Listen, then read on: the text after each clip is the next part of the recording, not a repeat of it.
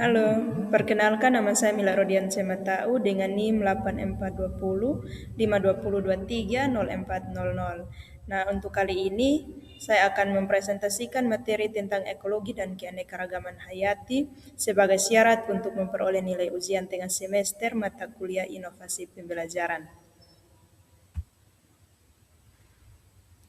Nah, yang menjadi tujuan pada pembelajaran ini yaitu siswa diharapkan dapat memahami konsep dasar ekologi dan keanekaragaman hayati serta pentingnya peran masing-masing dalam menjaga keseimbangan lingkungan di Indonesia.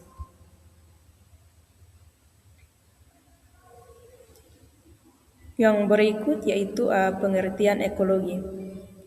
Ekologi adalah studi mengenai hubungan kompleks antara makhluk hidup dan lingkungan mereka, termasuk pengaruh faktor biotik dan abiotik, serta bagaimana interaksi ini mempengaruhi keberlangsungan hidup. Atau lebih singkatnya, ekologi adalah ilmu tentang interaksi makhluk hidup. Yang berikut yaitu ekosistem dan lingkungannya. Ekosistem adalah hubungan timbal balik antara makhluk hidup dan lingkungan.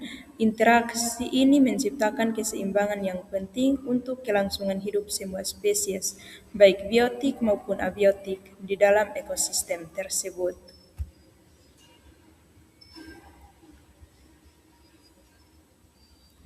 Yang berikut yaitu komponen biotik. Komponen biotik meliputi berbagai jenis makhluk hidup, baik itu manusia, hewan, tumbuhan, dan mikroorganisme yang ada di suatu lingkungan. Nah, berdasarkan sifatnya sifat atau fungsinya, ada 3 komponen biotik yaitu ada produsen, konsumen, dan dekomposer. Produsen yaitu makhluk hidup yang mampu membuat makanan sendiri atau biasa disebut autotrof. Konsumen yaitu makhluk hidup yang tidak mampu membuat makanan sendiri atau heterotrof.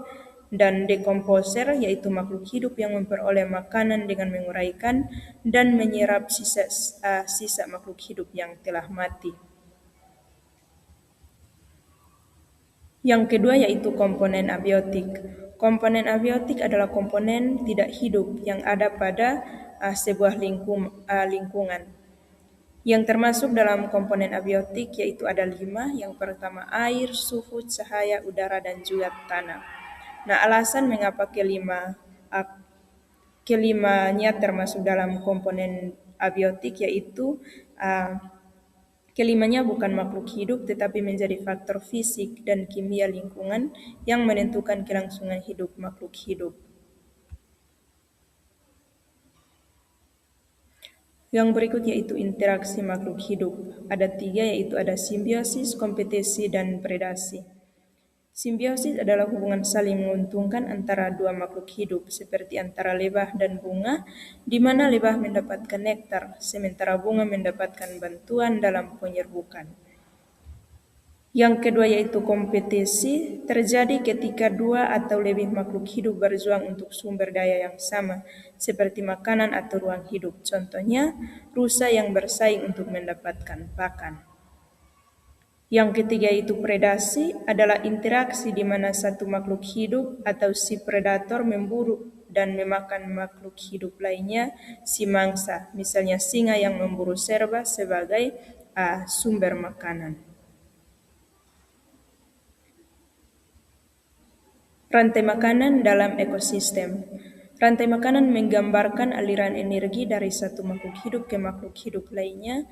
Proses ini sangat penting untuk menjaga keseimbangan ekosistem dan mendukung kehidupan berbagai spesies di bumi.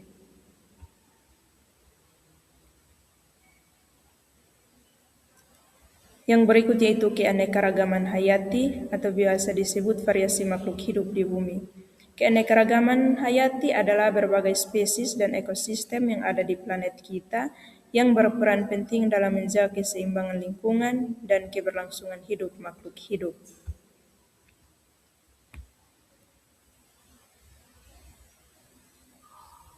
Tingkatan keanekaragaman hayati. Memahami variasi dalam ekosistem. Yang tingkatan pertama yaitu genetik.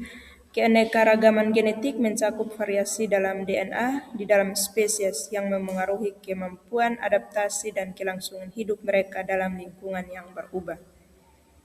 Yang berikut itu spesies. Keanekaragaman spesies merujuk pada jumlah dan variasi spesies dalam suatu ekosistem, penting untuk menjaga keseimbangan dan kesehatan lingkungan di seluruh planet kita.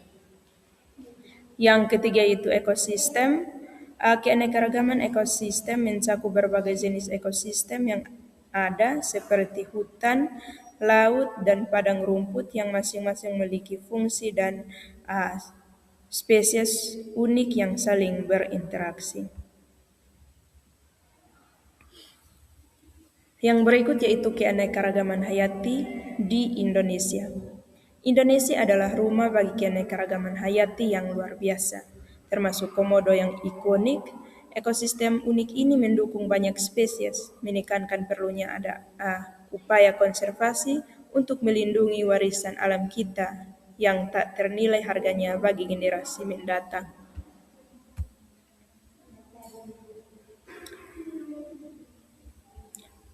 Yang berikut yaitu pelestarian keanekaragaman hayati. Upaya untuk menjaga kelestarian alam sangat penting untuk melindungi ekosistem dan keanekaragaman hayati melalui edukasi dan aksi nyata. Kita dapat berkontribusi dalam melestarikan keindahan alam Indonesia.